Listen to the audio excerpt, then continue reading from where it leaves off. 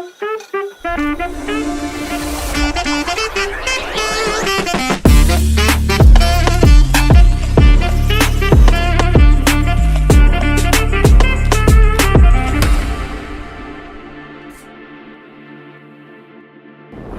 estoy feliz en esta entrega de Con Voz Propia porque tenemos a una diputada que primero es mujer, joven, moderna, alegre. O sea, yo creo que es la descripción de lo que la juventud quiere reflejar. Tenemos a la diputada Liz Mieses por el Distrito Nacional. Bienvenida a nuestro espacio. Muchísimas gracias y gracias por la invitación. Hace ya un tiempo que queríamos estar aquí y lamentablemente los gajes del oficio no nos lo habían permitido, pero ya estamos aquí. Para nosotros un placer y sobre todo destacar o tener la indiscreción de decir que la razón por la cual esta entrevista no se había grabado es porque la diputada estaba en el territorio trabajando y llevando ayuda humanitaria a quienes se vieron afectados por la tormenta. Correcto. Y yo creo que eso es muy importante, que grabar una entrevista o que tal vez dar a conocer una propuesta, porque eso verdaderamente es la política, servir y darse a la comunidad. Es como debería de ser, el servicio de la persona. Y yo creo que eso habla mucho de la vocación de servicio que la llevó a aspirar primero a regidora y luego a diputada. Correcto. Entonces, Lo único que yo te voy a pedir y lo voy a decir aquí en vivo es que por favor me tutees. sí, vamos a... Lo que pasa es que cuando uno tiene respeto y admiración, entonces eso es difícil, pero vamos a hacer el esfuerzo. Para empezar a hablar de esa vocación de servicio, ¿quién fue Liz cuando niña y qué la trae hasta acá? Mira, Liz fue una niña, ¿qué te puedo decir? Común y corriente, muy aferrada al deporte, de niña, muy familiar, muy lejana a cualquier ámbito político, tanto en mi niñez como en mi juventud, inclusive en gran parte de mi adultez. Tuve la oportunidad de, hace algunos años, incursionar en política porque me llamó la atención, porque sentí que los cambios no solamente pueden ser de críticas desde afuera, sino que hay que participar y no solamente levantarle un bajante o un cartel a un candidato, sino ser uno también parte de esos cambios que necesita nuestro país para lograr tener un país más amigable para todos. Si tuvieras que describirte fuera de tu cargo, ¿cómo lo harías o cómo quisiera que las personas se refirieran de ti? Fuera de mi cargo, sin haber pasado por la política. No, o pasando por la política. Exactamente, lo que la política te ha llevado a construir. Cercanía. Yo creo que el político, independientemente del rol que se desenvuelva, sea electivo o sea por obligación, debe ser cercano. El servicio público debe ser cercano a la gente. Y yo creo que quisiera que me pudieran definir como una política cercana. Y dentro del ámbito personal, siendo madre de 3, esposa, ¿qué es lo que más te complementa, te llena de ese aspecto de tu vida? Mira, tú sabes que al uno entrar en la política y conocer los desafíos que tiene la política, principalmente el tema del tiempo, que es un tiempo de calidad que uno le resta a su familia, uno inclusive valora más la palabra familia. Uno valora más a sus hijos, uno valora más a su esposo, a sus padres, a los abuelos. Y quizá poder aprovechar los pequeños espacios que uno tiene, que sean momentos de calidad, es lo que queda. ¿Hubo un momento en el que fue lo que hizo clic en tu cabeza y te dijo, la política es la manera de yo ayudar y contribuir a la sociedad? Totalmente. Yo tuve, antes de entrar en política, duré alrededor de 2 años participando muy de cerca en una fundación que me permitió ver las desigualdades que vivimos todavía en la República Dominicana, aquí en la capital, en la circunscripción número 1, que es la circunscripción socioeconómicamente hablando la más alta, se podría decir, de todo el país. Y todavía aquí tenemos espacios donde el agua no llega, donde hay pisos de tierra. Y esa desigualdad de tú ver un barrio muy popular, pero al mismo tiempo al lado tener torres con los metros cuadrados más caros del país, fue algo que me llamó mucho la atención y que yo dije, bueno, para uno poder entender eso, uno tiene que estar en la política, uno tiene que participar y conocer. Entonces, cuando decides iniciar, inicias por la parte más cercana a la ciudadanía, precisamente eso que cuentas. Inicias por la parte municipal. Cuéntanos un poquito de esa experiencia. Yo inicié en política con unas aspiraciones a regidora de aquí del Distrito Nacional, porque los gobiernos locales son los gobiernos más cercanos a la gente. Son donde los cambios, que son pequeños cambios que hacen grandes cambios en todo el país.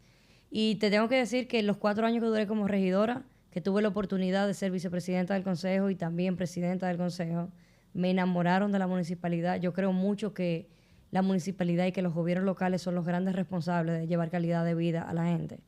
Hoy estoy enfrente del ayuntamiento, en el Congreso, pero siempre legislando, fiscalizando y representando a favor de la municipalidad, porque creo en eso. ¿Cuáles fueron los principales retos de trabajar en la municipalidad de cara al Distrito Nacional? Yo creo que los retos más grandes, que no solamente en la municipalidad, que se dan en muchos escenarios, la burocracia que existe. El presidente Luis Abinader ha tenido una disposición real de poder llevar una burocracia cero, una burocracia más liviana. Sin embargo, las cosas no cambian de un día a otro. Apenas se lleva 5 años de gobierno, donde es un reto con 50 años de anticipación del mismo. Y esa burocracia, yo entiendo, a mi parecer, que es el reto más grande que tenemos los políticos, de poder irla bajando lo más posible. Y ese tema de burocracia, yo trabajo con mucho de tema normativo. Simplificar trámites o el proyecto de burocracia cero es chulísimo, pero tú tienes doble resistencia. Correcto. Tú tienes una ciudadanía que muchas veces son gestores, abogados, contables, que le llevan proceso a la ciudadanía, que están acostumbrados a una manera de hacer las cosas y que se le hace difícil adaptarla y cambiar. Pero también tú tienes a un personal de las instituciones que te hace resistencia al cambio. A veces tú estás simplificando el proceso, eliminando requisitos, o sea, que hay menos documentos para validar, reduciendo la cantidad de pasos y digitalizando todo. Pero tú tienes un personal operativo, un servidor, que está acostumbrado a hacerlo de una manera, que entiende que o se va a quedar sin trabajo porque se está modernizando, o si es nativo digital, entiende que bueno, que no, eso no se hace así. Está llegando que ahora lo quiere cambiar, pero no, eso no es el deber ser. Y lamentablemente la gente le tiene mucho miedo a la palabra cambio, que no necesariamente es negativa, por el contrario. El ser humano de por sí, cuando tú utilizas la palabra cambio, lo primero que hace es que se asusta. Y los cambios casi siempre son positivos, porque nosotros tenemos que ir innovando, tanto en la parte pública como en la parte privada. Y tú tienes muy claro lo que es la burocracia, porque lo definiste bastante bien, que una cosa es la parte privada y otra cosa es la parte pública, y quizás hacer la sinergia complica todavía un poquito más las cosas, pero yo creo que al final del día nosotros los que estamos dentro y que tenemos una visión diferente somos los que te llevamos de llevar esa claridad a la gente, de que entiendan que el cambio es positivo, la mayor parte del tiempo es positivo y hay que tratar de seguir bajando un poquito la burocracia. Sí, cuando se trabaja la gestión de proyectos, lo primero que tú tienes que hacer es un mapa de empatía. Correcto. Para tú entender la dinámica externa e interna y tú poder crear una comunicación efectiva de que los actores entiendan que el cambio va a ser positivo, por dónde va el cambio, que muchas veces no es por donde ellos lo perciben, y qué es lo que estamos buscando a futuro. ¿Qué te va a representar al futuro? Exactamente. Y entonces, hablando de cambios, pasamos de municipalidad a legislar. Sí. ¿Cómo fue el proceso? Siendo mujer, ¿tuviste retos para decidir estar en la boleta tanto como regidora como diputada? Siempre habrán retos. Yo creo que no es un tema ni siquiera de género. Yo creo mucho en la igualdad, pero más que en la igualdad, en la equidad. Las mujeres sí tenemos un trabajo un poquito más forzado que los hombres en el sentido de la vida política, pero también se ve en la parte privada. Porque para bien o para mal, que creo que es para bien, y creo fielmente en que tenemos un sexto sentido, que es lo que le marca un matiz diferente en la forma de uno hacer el trabajo y en la responsabilidad con el cual lo hace. Pero sí siempre hay retos. Yo decidí ir al Congreso precisamente con la visión de la municipalidad para poder llevar proyectos, para poder llevar leyes que vayan a favor de la misma, porque al final del día, y lo repito y lo voy a seguir repitiendo siempre, los gobiernos locales son los que generan la calidad de vida que necesitan todos los ciudadanos en nuestro país y en el mundo. Y así está demostrado en otros países con más desarrollo que el de nosotros. Sí, y por ejemplo, en la República Dominicana actualmente trabajando en todo el tema de ordenamiento territorial, ha tomado referentes exitosos como es el de Chicago, Correcto. como el de Nueva York. Y todo eso viene partiendo de la regulación y de las leyes. Totalmente. Incluso para iniciar nuestro ordenamiento territorial, que ha sido una punta de lanza del presidente Luis Abinader, lo primero que hicimos fue modificar la ley de ordenamiento territorial.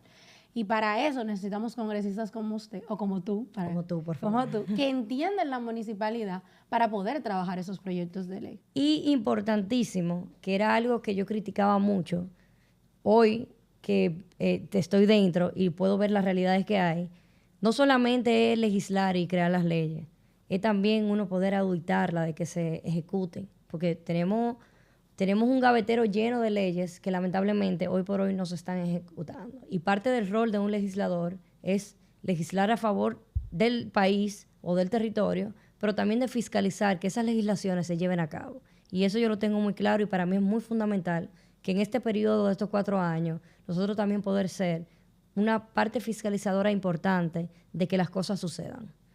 Sí, porque precisamente por la separación de poderes, ustedes legislan, fiscalizan, pero cuando después de crear la ley, le toca a otro ejecutar. Correcto. Entonces, esa responsabilidad de ver que se esté ejecutando de manera correcta tiene que venir también de una voz cantante de un Congreso que entienda que estamos para legislar en favor del país. Correcto. Y eso implica también a veces cuestionar hasta nuestros compañeros de partido. Totalmente. Que esto no es un tema personal, es un tema de llegar a la República Dominicana que todos merecemos. Y en ese orden, fuera de la municipalidad, tú tienes un proyecto que a mí me encanta, sobre todo como madre, que es el proyecto Alerta Amber. Cuéntanos un poquito de qué trata. Mira, tú diste en el clavo. Alerta Amber yo lo vi desde que entré al Congreso en agosto del 2024. Me recuerdo que me reuní con el presidente Pacheco, le pregunté por el proyecto porque sé que era un proyecto que ya se había depositado anteriormente, de qué había pasado, porque es un proyecto que yo como madre me llama mucho la atención de que no quisiera verme nunca en una situación ni parecida, pero también entiendo a las personas que ya han pasado por ese proceso y lo difícil que es. Y la verdad es que Alerta Amber nosotros duramos alrededor de 9 meses acompañada de diferentes diputados y diputadas que fueron parte del trabajo fundamental de poder llevar ese proyecto a que hoy sea una realidad, a que se haya aprobado a unanimidad en la Cámara de Diputados.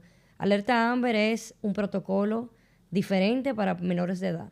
Y fue tan gratificante que no solamente llevamos Alerta Amber, sino que pudimos desarrollar un proyecto espectacular, un marco legal donde hay diferentes alertas, donde pudimos integrar una alerta azul para personas en discapacidad, donde también se integró una alerta silver para mayores de edad en vulnerabilidad, pero también hay una alerta rosa para mujeres violentadas. O sea que Alerta Amber pasó de ser una ley única y exclusivamente para menores de edad, se convirtió en un proyecto de ley que se llama Alertas RD, que tiene 4 gamas de segmentos de alerta, que son personas que están en vulnerabilidad, pero al mismo tiempo te deja abierto un abanico o una sombrilla para un futuro tener también alertas climatológicas y un sinnúmero de alertas que en su momento el país la necesitará. Es importante que ustedes sepan que cuando hablamos de Alerta Amber, hablamos de estos diferentes tipos de alerta, que son un protocolo diferenciado, que las autoridades, la Policía Nacional, las instituciones de rescate, al momento de que se trate de una persona en condición de vulnerabilidad, como es un menor de edad, Correcto. pues se activen de manera inmediata y no necesariamente agotando el plazo de las 48 horas y de entonces llamar a ver, y ese protocolo que puede ser tan tortuoso y tan lento, Correcto. Cuando cada minuto cuenta. O sea, cada minuto de en un una desaparecido desaparición, cuenta. el gran enemigo es el tiempo. Eso es así. Y poder pasar de esas 48 horas a que se inicie un protocolo de manera inmediata, tú no te puedes imaginar lo que representa con encontrar a esa persona desaparecida. Y quiero también recalcar que en ese proyecto tuvimos la oportunidad que en el primer momento de que depositamos el proyecto, automáticamente diferentes instituciones del gobierno se acercaron a nosotros, tales como la Procuraduría, Interior y Policía, Indotel, el 911, CONADIS y un sinnúmero de instituciones que llegaron a ser 11 instituciones para también ser parte del proyecto y poder llevar un marco legal con un proyecto acabado, un proyecto que sea funcional. Porque, repito, no hacemos nada teniendo leyes que solamente tengan la escritura. Necesitamos tener leyes que se puedan llevar a cabo. Y Alertas RD es una ley que se va a llevar a cabo. Ya se hizo Primera prueba. un primer piloto con la Telefónica Claro de Hace como un mes, a todo el que su celular le empezó a sonar así como de repente y usted no sabía qué era, eso era Alerta RD. Correcto. Entonces, es algo que a mí me dio mucha satisfacción saber eso, de que no iba a ser una ley vacía, sino una ley que se va a llevar a cabo de manera inmediata. Yo creo que eso es un referente, ese proyecto Alerta RD, de que las instituciones dominicanas pueden trabajar en conjunto, pueden colaborar entre sí y que esa es la manera correcta de operar. Exacto, coaccionarse entre cada una de ellas, es así. Y entonces ahora vamos a hablar de un proyecto que a mí me Me apasionó mucho cuando lo vi, lamenté mucho estar fuera del país y no poder participar en el lanzamiento, por eso mi vestimenta del día de hoy totalmente de negro. Que aunque lo digo con una sonrisa en el rostro, porque me alegra muchísimo que en el Congreso se estén uniendo para defender causas sociales y que dejen de ser simples estadísticas. O sea, ver las noticias y decir, tanto feminicidio, tantas mujeres violentadas. No, no es solamente estadística, es ponerle rostro a esos números y es tomar medidas contundentes para resolver esta problemática. Entonces, estamos hablando del proyecto Déjala Ir. ¿De qué trata este proyecto para quien no ha tenido la oportunidad de conocerlo? Mira, déjala ir. Así mismo como te comenté de Alerta Amber, que al yo entrar al Congreso fue mi prioridad. Así mismo te puedo decir y tengo que reconocer aquí públicamente que valoro, agradezco y felicito la gestión que ha hecho la diputada Kimberly Tavera. Kimberly llegó con una visión de poder cohesionar a las diferentes legisladoras, tanto de la Cámara de Diputados como del Senado, con un proyecto en contra de la violencia de género, en contra de los feminicidios y de los filicidios. Este proyecto que a priori, en primera, era un proyecto que lo escuchamos y un grupito, y dijimos, mira, está interesante, realmente hoy la República Dominicana tiene una pandemia, y esa es la realidad. Hay una pandemia y estamos en prioridad con el tema de la violencia, y que llegue hoy por primera vez, no solamente en la República Dominicana, sino en Latinoamérica completa, que más de 70 legisladoras se unifican independientemente de partidos políticos de colorido de bandera, a favor de un proyecto de ley como lo que es esta ley orgánica, una ley, una reforma realmente para poder erradicar los feminicidios y la violencia de género como tal, es algo que llama mucho la atención. Que llama la atención porque aquí no hay politiquería. Aquí nosotros buscamos, se depositaron 18 proyectos donde se ha hecho un análisis muy claro, muy intenso, científico y de estadista. Es como tú decías, es dejar de hablar de estadística y que esas estadísticas tengan una cara, un nombre y un apellido para poder eliminarlas. ¿Por qué? Porque la República Dominicana, la situación que vive hoy con el tema de violencia es algo importante. Los números dicen que en la última década han fallecido alrededor de 1.800 mujeres a raíz de feminicidio, a raíz de violencia. Y eso es algo que nosotros tenemos que buscarle un freno. Y desde el Congreso de la República Dominicana, ya que somos el primer poder del Estado, que somos quienes tenemos que hacer los marcos legales, pero no marcos legales que se queden en la letra, sino que se puedan ejecutar, se ha hecho un trabajo cuantioso. Yo felicito a los diferentes bloques de todos los partidos que están participando, pero también felicito a los diputados y a los senadores que se han hecho eco también de esta campaña, que a mí de manera particular no me gusta decirle campaña, sino de este proyecto y de esta ley que con Dios delante saldrá una ley, la mejor ley para el país, para poder erradicar la misma. Nosotros te llevamos este proyecto, que es un proyecto que ojalá y tanto los medios de comunicaciones como los diferentes segmentos de la sociedad se adentren, que lo conozcan y que participen y aporten, porque no es una ley de las diputadas nada más, ni de las senadoras solamente. No, hemos visto a muchos diputados, senadores también ser parte de la campaña, vender el proyecto. Pero es una ley de la República Dominicana y ojalá que tanto el sector privado como los diferentes segmentos de la sociedad sean partícipes de seguir irvalando esta ley y hacer los cambios necesarios para tener la mejor ley. Esto no es un tema de ideología, esto no es un tema ni de derecha ni de izquierda, esto es un tema de buscar poder erradicar esos feminicidios, esa violencia de género que hoy existe en nuestro país. ¿Qué puntos focales va a traer esta mejora legislativa? Te digo, son 18 proyectos. Entre los proyectos que hay un proyecto muy interesante que es, te lo voy a decir lo más aplatanado posible, la reincidencia de patrones que hayan tenido ya temas con violencia de género. Me explico.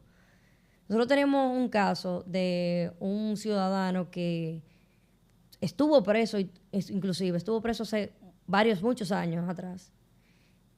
Salió, cumplió, se reinsertó en la sociedad, sin embargo, cometió el mismo error, mató a su esposa nueva. Sí, esa fue la noticia que salió del señor. Hace 20 años había matado a su anterior esposa. Correcto. Entonces nosotros necesitamos tener esas personas identificadas. Nosotros necesitamos tener que si usted va a comprar un arma y a legalizar un arma, esté identificado de que usted violentó a una mujer, usted tiene algún tipo de rasgo que lo pueda llevar a violencia de género. Y esa es una de las leyes que a mí más me llamó la atención, porque yo creo en eso y creo que la data es para uno tenerla y a esa data utilizarla en beneficio de la gente. Y asimismo hay esos 18 proyectos proyectan también desde la misma municipalidad de que la municipalidad es un punto clave para la violencia, para erradicar la violencia de género. ¿Por qué? Porque los gobiernos locales son los más cercanos y todos los ayuntamientos deben de tener un personal que no solamente salga a dar charlas en contra de la violencia de género, no, sino también que sirvan como trabajadores sociales, que le den acompañamiento a la gente. Y así hay un sinnúmero de cosas que hemos ido irvanando y que hemos recibido. Mira, te hago una anécdota. En el día de hoy, yo participé de la Comisión de Género de la Cámara de Diputados. Yo no soy miembro, pero uno tiene la oportunidad de ser invitado de cualquiera de esas. Ahí salió también una violencia que no la habíamos contemplado, pero sin embargo que ahora se va a introducir, que es la violencia obstetra. Eso es así. Que se da muchísimo. Entonces, por eso invitamos y me he hecho eco y en todos los espacios que estoy me hago eco de invitar a la sociedad, de invitar a los sectores que participen de la ley, que participen del proyecto Déjala Ir, para que conozcan y para que aporten. Este proyecto contemplaría, a propósito del registro, el registro de agresores sexuales. Corre, claro, por supuesto. Yo creo que eso es fundamental. Yo creo que eso es algo que, bueno, en Estados Unidos funciona muy bien. Pero no solamente de agresores sexuales. O sea, de agresores sexuales en todo el ámbito de la palabra. Exactamente. O sea, que abarque todo, que abarque al pederasta, o sea, que abarque un sinnúmero de cosas. Esa limitación de dónde usted puede vivir, dónde usted puede trabajar, ahí centramos en el tema constitucional, hablamos de un tema de si discriminación o no, pero ahí estamos hablando de una discriminación positiva, estamos haciendo una discriminación en función al bien de la colectividad. Correcto. De que esa persona merece reintegrarse a la sociedad, claro que sí, pero también merece hacerlo en un entorno seguro para la sociedad. Inclusive seguro para la misma persona, porque a veces son enfermedades que tienen y hay que tenerlo. Señores, pero es que aquí nadie se está inventando el agua tibia. Aquí se está replicando cosas que en otros países han podido disminuir ciertas tasas. Entonces, en esa disminución y en ese no querer ser protagonista de querer inventarse el agua tibia, no. Aquí nosotros estamos trabajando, hay más de 72 legisladoras trabajando para poder disminuir y en su momento erradicar lo que son los feminicidios y los filicidios. Me imagino que el proyecto debe contemplar una parte de concientización ciudadana o educación ciudadana. Fundamental, tanto en las escuelas, en los liceos, en los ayuntamientos y en todos los estamentos de la sociedad dominicana, porque eso es fundamental, porque es la concientización abarca todo, no nada más el tema de violencia. Escuché un podcast que tú hiciste, que hablaban de municipalidad, y lo importante es que la concientización ciudadana eso no tiene ¿cómo te puedo explicar? No tiene comparación cuando hay ciudadanos conscientes, pero conscientes en todas las áreas. Yo creo mucho en la educación y el proyecto también está enfocado en la parte educacional, de poder concientizar desde el más chiquito hasta el más grande.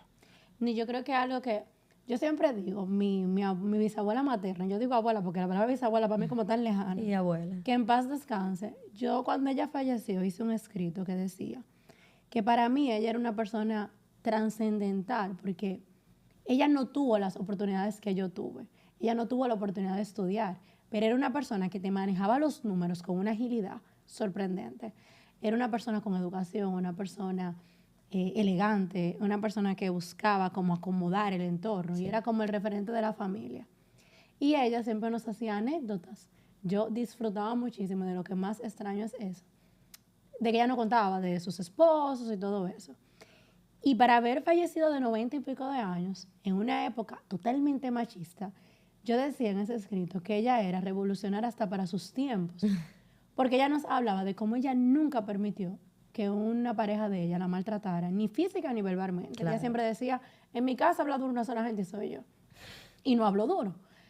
Y para mí era tan impresionante ver cómo ella tenía tanta claridad, viniendo de tanta precariedad, claro, y de unos tiempos totalmente diferentes. Pero entonces todavía mi mamá siempre me dice, yo le digo, ¿tú no te pareces, abuela? Siempre me dice, mija, es que tú trabajas demasiado, esta mujer es de ahora, por eso que lo tienen marido. Entonces es eso, tenemos que trabajar con esa concientización. Totalmente. Porque tenemos una educación por naturalidad machista, que nos enseña a que la mujer debe callar cuando el hombre habla, que nos enseña a que si ahora mismo tenemos muchas oportunidades de ocupar espacios que normalmente no teníamos, cuando llegamos a la casa tenemos que volver a esa posición de sumisión. Sí. Y yo creo que el principal problema ante una agresión es entender que no te la mereces, entender que puedes buscar ayuda, pero también luego de que das el paso de buscar ayuda, encontrar ayuda idónea. Correcto. Porque uno de los principales factores para que una persona se mantenga en una condición de violencia es lo económico. Sí. Es tal vez no tener a dónde irse, es no tener una mano amiga. A veces la falta de herramientas porque no estudié, porque me da vergüenza decir que me maltratan. Entonces, que se creen estas iniciativas y que se dé la visibilidad necesaria. Y sobre todo, que se cree este ordenamiento donde todas las instituciones participen, va a dar claridad a todo el que sufra violencia. Y va a generar también régimen de consecuencias, que es Claro. muy importante. O sea, tenemos que saber que tenemos instituciones que se dedican, que su rol es tal y quizás no lo están desenvolviendo como deberían de hacerlo. Y esta ley también crea un régimen de consecuencias para esas instituciones o esas entidades que deberían ser los veedores y sin embargo quizás no están haciendo el trabajo al 100%. Es una ley integral bien compleja.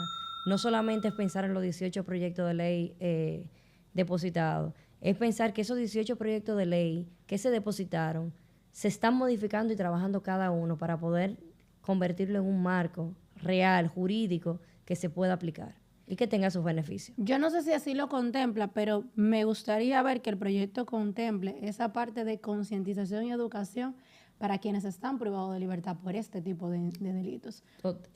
Yo te voy a enviar, si tú me permites, te voy a enviar los Claro que 18 sí. proyectos que están hoy, que vuelvo y te repito, son proyectos, aquí nadie se inventa el agua tibia ni nadie es perfecto. La perfección solamente la tiene Dios. Y por eso nosotros invitamos a todos los sectores que participen para poder robustecer estas leyes. Pero te voy a enviar la ley macro con todos los proyectos para que tú también tengas conocimiento de cuál es la idea y que participes también y que Claro seas que sí, parte para mí- de eso. Para mí encantada. Yo le decía a mi papá, yo hice mi tesis en Derecho Penal, en el concurso de infracciones y el cúmulo de la pena. Y por fin tenemos un código aprobado. Sí, Y parte de la crítica social que yo hacía era de que si bien tenemos que castigar y crear un régimen de consecuencia, de acuerdo a nuestra Constitución, la finalidad de la pena es la reinserción sí, social. sí. Entonces, por eso te lo mencionaba, porque tenemos que seguir apostando a que ese individuo, cuando vaya a salir otra vez a la calle, salga reformado de Correcto. manera integral. Y eso implica un trabajo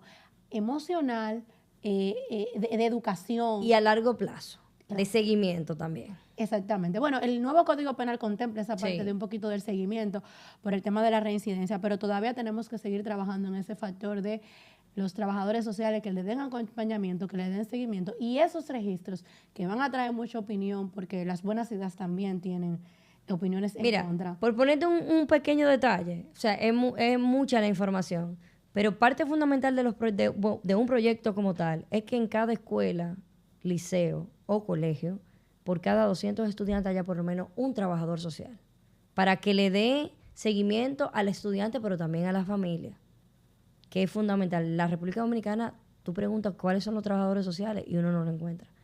Entonces, esta ley implica que haya, por obligación, por ley, trabajadores sociales para dar ese seguimiento, para poder orientar desde la niñez hasta casos como una persona que se esté reinsertando a la sociedad.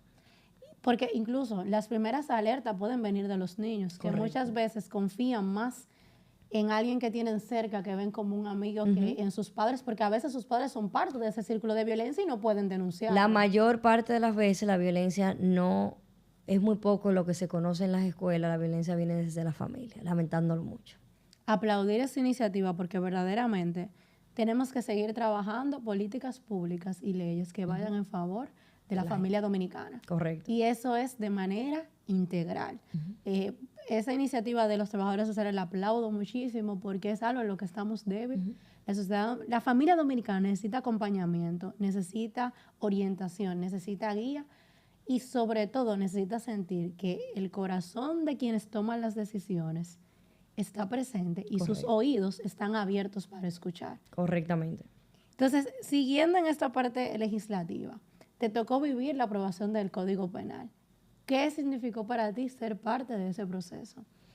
Fui muy crítica en los años anteriores a ser diputada, crítica en el sentido de que siempre me pregunté, decía, pero ¿cómo es posible que teniendo una Cámara de Diputados, donde se supone que hay legisladores conscientes, nosotros no tuviéramos un Código Penal ya aprobado? Al entrar a la Cámara y conocer la burocracia, las diversificaciones que hay, los intereses, o sea, un sinnúmero de cosas, me di cuenta de que quizás fui muy dura en comentarios anteriores hablando del Código Penal, ya que empecé a participar del mismo, de las comisiones, de ver qué pasa, qué sé yo qué, y me di cuenta que las cosas no son tan fáciles dentro de. Y ahí quizá uno siempre utiliza la palabra burocracia. Sí, la burocracia tiene muchísimo que ver. Pero también hay que reconocer que es que hay muchas opiniones diversas, hay mucho trabajo dentro de la Cámara. A mí me da mucha risa porque también parte de lo que yo en su momento critiqué, que hoy que soy diputada, pido perdón, es que no leen los proyectos. No hay forma de tú no leer un proyecto de ley en la Cámara de Diputados. Porque en las comisiones lo primero que se hace es que hay que leerlo y que hay que leerlo en voz alta. Y que somos los mismos diputados que pertenecemos a la comisión que tenemos que ir leyendo artículo por artículo en voz alta y pasándonos el micrófono. Entonces, ese Código Penal a mí me llenó de mucha satisfacción de ser parte de ese cuatrenio donde se aprobó, que era una necesidad, una deuda pendiente para la República Dominicana, y que ya en los próximos meses, alrededor de 11 meses, ya se estará haciendo, ejecutando. Ya estará promulgado. Lo que pasa es que, como bien dicen... Una cosa es con guitarra y otra con violín. Exactamente. Pero qué bueno que lo traes a colación y lo mencionas, porque precisamente esa es la idea de este espacio, que la gente conozca, parece el verdadero proceso, más allá de ver el afiche, más allá de ver la parte de la campaña, que es lo que más retumba. Y más allá de pensar que solamente vamos al hemiciclo a levantar la mano o a dejarla abajo. Exactamente. Eso es para que ustedes vean que tenemos diputados y diputadas comprometidas con tener un mejor país, con fiscalizar, con legislar y con representar a la ciudadanía que votó por ellos. Y en este sentido, ¿qué te motiva a seguir en la política? ¿Hacia dónde va Liz Mieses en los próximos años en su carrera política? Yo voy a seguir representando a los capitalinos. Quizá hablarte de un espacio diferente o del mismo espacio sería hablar extemporáneamente. Yo creo que más que nosotros los políticos, más que querer aspirar, deben de aspirarnos. Y el que a ti te aspiren solamente lo demuestra el trabajo y las acciones que uno hace en el campo. Yo creo mucho en el territorio, creo mucho que para tú poder generar un cambio, tú tienes que conocer el espacio donde tú lo quieres generar. Y eso conlleva a tener cercanía en los territorios. Yo creo en eso y quizás decirte hoy, mira, yo voy a ser diputada de nuevo, o yo quiero ser diputada de nuevo, o yo quiero volver al ayuntamiento como regidora, o quizá en otras aspiraciones. Yo no creo que como regidora, yo creo que esa respuesta suena que posiblemente si el pueblo lo aspira, pudiéramos tener una futura alcaldesa. En otras aspiraciones, quizás, no, o sea, decirte uno o decirte otro estaría... Pero estaría abierta. Estaría pecando pecando. Bueno, capitaleño, ya ustedes saben que su diputado... Lo que sí yo te puedo decir... Está dispuesta a servir donde ustedes lo deciden. Asegurarle a la gente de que, así como yo lo decía en la campaña, que de la capital soy yo, de la capital soy yo, y que yo sí voy a seguir representando a los capitaleños, sea en un espacio u otro, pero representando a la ciudad capital. Ok. Y dentro del PRM tenemos ahora los presidenciables. Sí. ¿Tiene usted alguna candidata o algún candidato ya?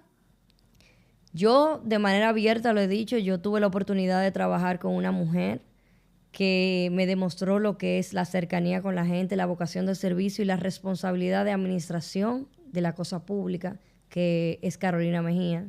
Decidí apoyarla y voy a apoyarla de lleno en una candidatura presidencial porque creo y estoy plenamente confiada de que es lo que el país necesita para seguir la obra del presidente Luis Abinader y robustecerla. Carolina no solamente que tiene el don de gente y el don de la cercanía con la gente. Carolina ha demostrado que es una buena gerente. Carolina es una política acabada que ha estado en todos los momentos necesarios, en los buenos y en los malos en su partido, y que es una persona leal. Por eso aspiro a que ella sea presidenta y voy a trabajar como si fuera por mí, para que Carolina sea la próxima presidenta de la República Dominicana, porque el país se lo merece. Ustedes escucharon, la candidata de la diputada, mi candidata, la que se parece a usted, la que se parece a mí. Yo creo que evidentemente nos une un proyecto muy bonito que está llamado a trabajar por la gente, para la gente y sobre todo que va a buscar lo mejor para la República Dominicana. Por amor a la República Dominicana necesitamos que la primera mujer presidenta de nuestro país sea Carolina Mejía. Así es. Y para cerrar este espacio, a mí me gustaría hacerte una pregunta que tal vez no le he hecho a otros invitados. Vamos a ver. ¿Qué significa para ti tener voz propia? Yo creo que eso es fundamental, no solamente para mí, sino para cualquier ser humano. Yo creo que la voz propia es lo que marca una diferencia, lo que te marca un antes y un después, y que esa debería de ser la carta de presentación de cualquier servidor público. Yo creo que está demostrado que en cada historia hay un legado, hay una razón de ser. Pero sobre todo, si con algo yo me quedo de la diputada Liz Mieses, ya mi amiga, es que está primero la vocación de servicio y la vocación de ayudar, que es primero dar una mano amiga que cualquier otro compromiso. Por eso al momento de suspender esta entrevista, para mí no fue tortuoso, sino que fue placentero, porque saber que contamos con congresistas que están dispuestos a salir a la calle cuando tal vez no es seguro, que son los primeros a acudir al llamado de cuando nuestra ciudadanía lo necesita, es el referente de lo que como sociedad debemos buscar. Para mí un placer tenerte en mi espacio. El placer ha sido todo mío y de verdad gracias por la invitación. Encantada, este fue un nuevo episodio de Con Voz Propia. Suscríbase, comparta. Y para que mis productores no me maten, denle a la campanita. Muchas gracias por estar aquí en esta nueva entrega.